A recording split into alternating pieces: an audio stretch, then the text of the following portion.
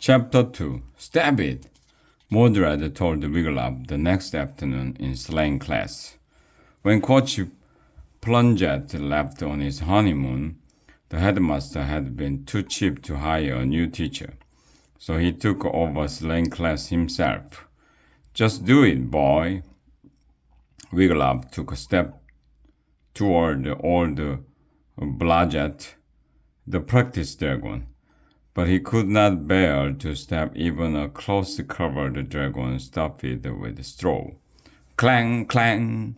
Wiglaf eagerly turned to see what was clanking. A knight stood by the gatehouse. He was covered from head to toe in gold armor. Hear ya! Hear ya! The gold knight cried. He banged the shaft of his golden spear on the ground. I bring word from Count Upsohai, the Count of Castle Cashelat. Erica leaned toward Wiglaf. I know this castle, she whispered. It is made of gold stone and stands on a hill above the town of Tonale. What of it? Mordred cried. What has Count Upsy Daisy to do with me? Count Upsohai can stop the prophecy from coming true. The Gold Knight replied. He has a clever plan. What, pray tell, is that? Said Mordred. He shall make, said the knight, a golden hippopotamus. Mordred raised one bushy black eyebrow. A golden one, you say? Solid gold, the knight answered. Everyone in the kingdom must bring all the gold they can find to Castle Cashelat before midnight tomorrow. Count Upsohai must have 100 ducats of it, or his plan shall not work. 100 ducats? Wiglaf gasped. Why, that is 1,000 strokes. It is 10,000 glucats, Angus added. Erica grabbed the ink pot, quill, and scratch pad from her tool belt. She scribbled furiously. Sir Knight, she cried at last, that is 100,000 ducats. Surely there is not so much gold in all the world. You must hope that there is, the knight replied. For unless Count Upsohai has exactly 100 ducats, the plan will fail, and then the world shall come to a terrible, horrible, unbelievable bad end. Tell us his plan, Sir Knight, Mordred cried. Count Upsohai shall melt 100 ducats of gold in a giant cauldron. The knight explained. He shall pour it into a mold of a huge hippopotamus.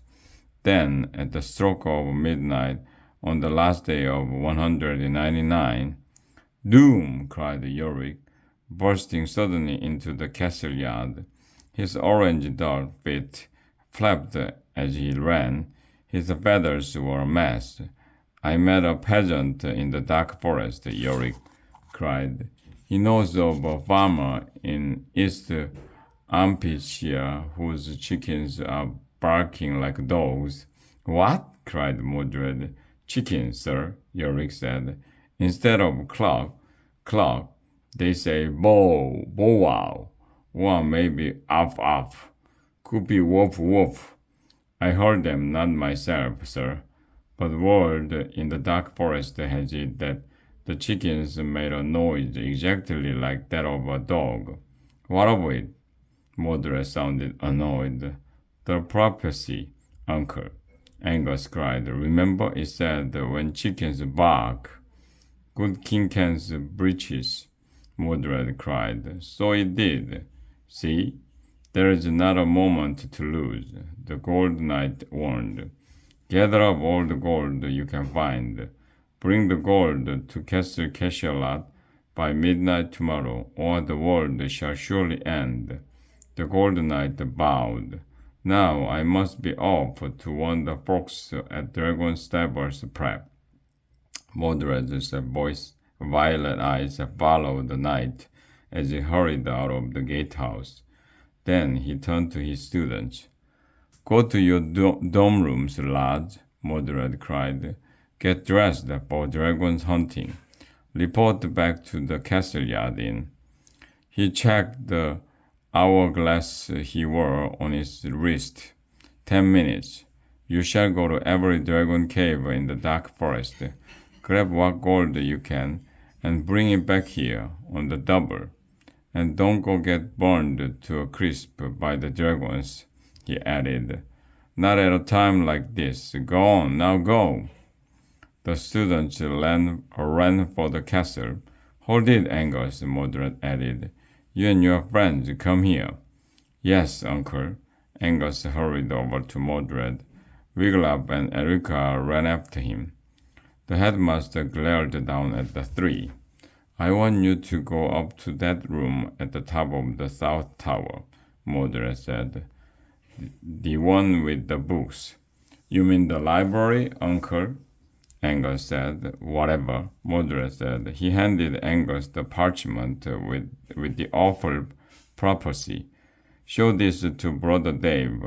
Ask him to give you every single map of dragon caves in the dark forest, and none of his guff about not ripping pages out of books.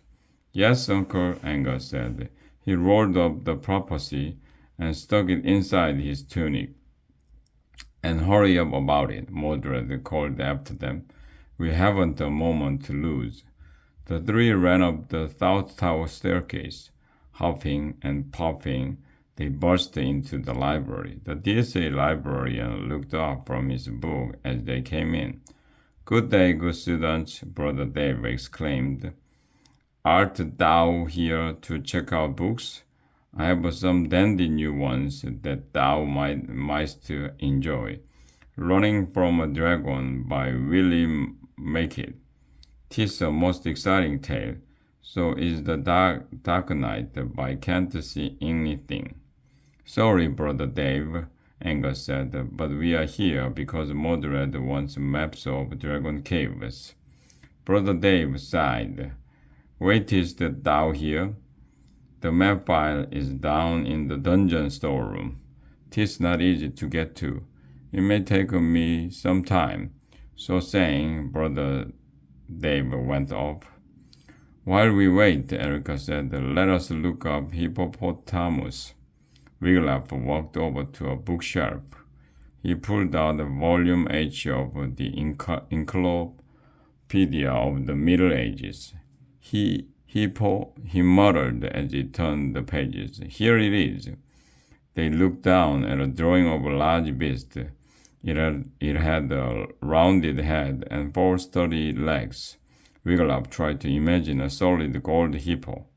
Suddenly, they heard a commotion outside. Wiglaf put the book down. They all hurried over to the slit in the castle wall and peered out. Yorick was running toward the castle, yelling. A butcher in its rat's whiskers told the candle maker in Tonel that a dog in Pinwick was heard meowing like a cat. Yorick cried, the prophecy is unfolding. Doom is upon us all. Pinwick? Wiglaf thought. Why, he had grown up in Pinwick. His mother and father and 12 brothers lived there still. Had they heard the dog meow? He felt a small pang. He missed his big, messy, nasty-smelling family. Wiglaf sighed. He left Angus and Erica at the window and went back to the encyclopedia. When he picked it up, he frowned. How odd the words on the page seemed to have stretched.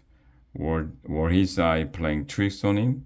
He blinked, but that only made things worse. Now the page seemed to bulge up out of the book. Wiglaf dropped the book in fear. He stepped back. The page kept swelling bigger and bigger.